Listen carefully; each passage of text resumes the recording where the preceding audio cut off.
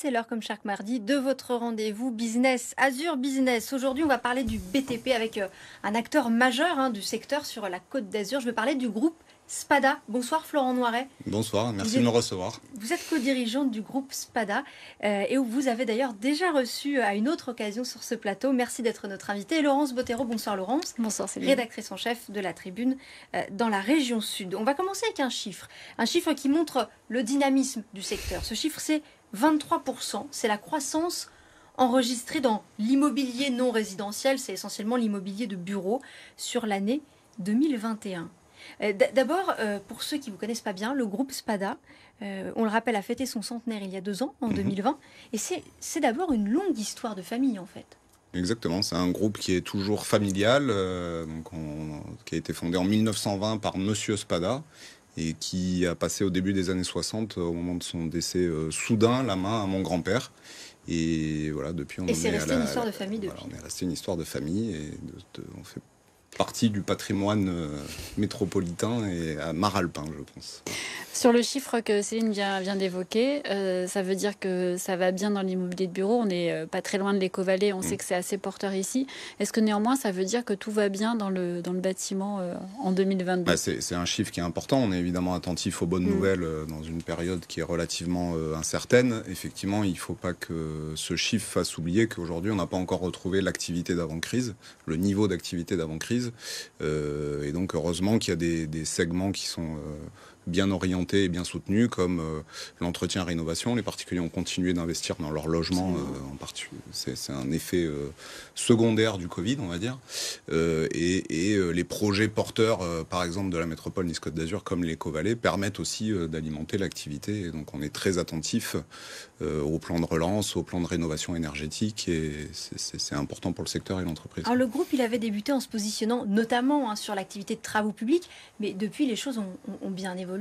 Oui, le groupe a beaucoup évolué au cours de ces 100 ans et c'est normal, c'est comme ça qu'on reste vivant et pérenne en évoluant. Donc aujourd'hui, on est une entreprise essentiellement de construction, de bâtiments et d'ouvrages de génie civil. Donc en ce moment, on travaille par exemple sur les ports d'Antibes avec la CCI.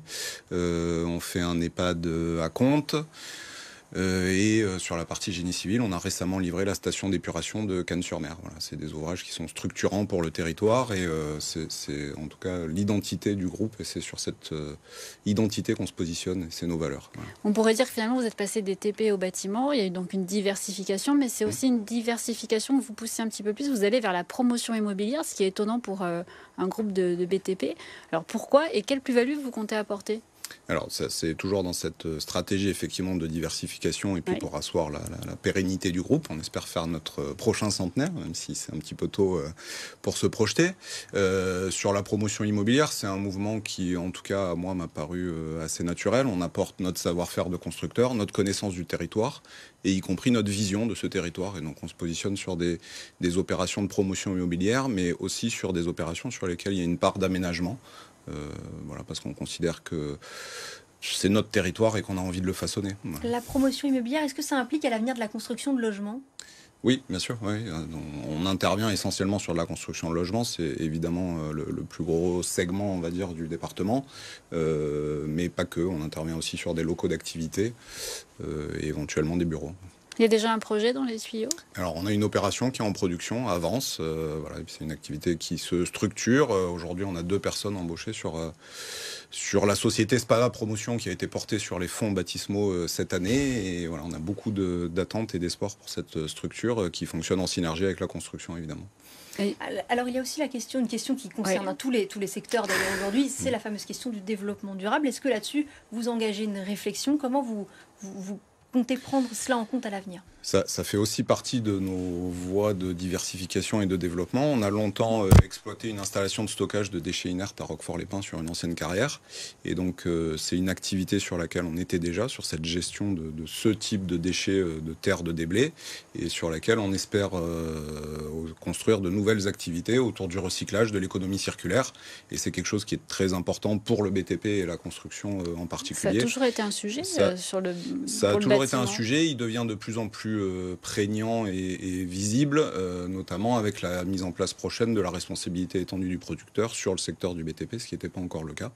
Et donc voilà, c'est une partie de notre activité qui est en pleine structuration et sur lequel il y a des choses à faire et où je pense qu'on peut apporter beaucoup de choses.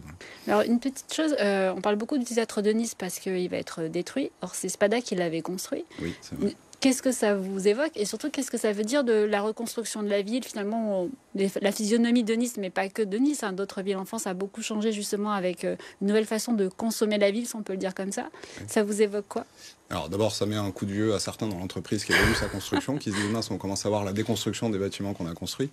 Ensuite, au-delà de la décision politique que j'ai pas commentée en chef d'entreprise, je pense que pour nous, ce qui est important, c'est d'avoir des pouvoirs publics qui se posent la question de comment on répond à l'enjeu environnemental qui est impératif, et en même temps en continuant de répondre aux besoins de nos concitoyens en termes de logement, de bureaux, voilà. Donc avoir une réflexion sur comment est-ce qu'on va vers cette zéro artificialisation nette et qui, à mon avis, passe par la densification du réseau urbain déjà existant, c'est très important. Je pense qu'aujourd'hui, personne n'a toutes les réponses autour de la table, mais il est important qu'on travaille tous ensemble et que chacun y trouve son compte. Juste un dernier mot sur le TNN. C'est pas si banal, j'imagine, pour vous, de voir un ouvrage de cette ampleur qui va être détruit. En général, on a plutôt tendance à vouloir les rénover, les moderniser, améliorer leur performance énergétique. C'est vraiment hors du commun comme décision ou... De même que quand on a décidé de détruire la gare routière en plein centre-ville, c'était important pour le centre-ville. Et aujourd'hui, je pense que personne conteste l'apport de cette coulée verte dans le centre-ville de Nice et le fait que ça embellit et que c'est mieux que la gare routière. Alors voilà, le projet a ses opposants, bien sûr. On a parlé transition écologique un petit peu tout à l'heure. Néanmoins, c'est aussi un sujet sur la construction. Il y a des normes. Il y a aussi le BIM hein, qui vient dans le secteur et qui n'est pas forcément pris en main par toutes les entreprises. Vous faites sur les nouvelles façons de construire, finalement, sur tout ce qui est innovation, vous y allez comment ? Alors, on a toujours, comme tout le secteur du PTP, porté des innovations. Par exemple, sur les matériaux, ça fait plusieurs années qu'on met en œuvre des bétons isolants qui permettent de réduire les isolants plastiques, etc. Et donc, c'est un type d'innovation. Sur le BIM, on travaille aussi, et grâce au RUE, je tiens à le souligner, avec le CSTB, le Centre scientifique et technique du bâtiment, qui est basé à Sofia et qui est pilote sur le plan de transition numérique du bâtiment. C'est aussi important de savoir qu'on a des leaders nationaux dans notre département et avec qui on est intégré dans un consortium international européen sur un projet de recherche d'innovation européen sur le BIM, donc le jumeau numérique du bâtiment en phase chantier. Aujourd'hui, c'est plutôt un outil de conception. Il faut encore qu'on apporte la démonstration et qu'on trouve ce que ça va apporter aux entreprises qui réalisent les travaux comme les nôtres. Alors avec la crise sanitaire, on le sait, hein, les matières premières ont augmenté. Il y a eu aussi des difficultés d'approvisionnement. Est-ce que ça risque encore d'impacter votre activité dans les mois qui viennent ? Oui, je pense qu'aujourd'hui, c'est la plus grosse problématique du secteur au sens large du terme du BTP. On voit les augmentations de prix de matières premières qui se comptent en plusieurs centaines de %, qui impactent évidemment nos matières premières sur les chantiers, en termes de prix et en termes de délai. Donc on subit la désorganisation de nos chantiers et avec le risque des pénalités. Donc oui, et ça peut remettre des projets de nos maîtres d'ouvrage en cause. Et donc c'est aussi un point qu'on suit sur l'activité en général. Merci beaucoup Florent Noiret, co-dirigeant du groupe Spada, d'avoir été l'invité d'Azur Business ce soir. Laurence, on va passer à l'entreprise de la semaine. Et donc, on part vers Monaco, voir YouStock, qui est une entreprise qui est née en 2015 et qui propose du self-stockage. Donc, c'est en fait stocker ses propres objets du quotidien. Donc, c'est un secteur qui adresse le particulier.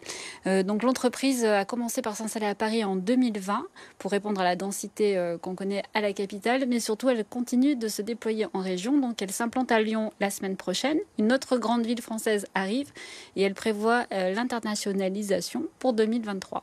Merci Laurence, à la semaine prochaine. À la semaine prochaine Céline. Et quant à moi, demain, je vous donne rendez-vous pour C'est votre emploi. Dans C'est votre emploi, on va parler demain de l'entrepreneuriat au féminin avec notre invité qui nous parlera de sa fondation qui œuvre en faveur de l'entrepreneuriat au féminin.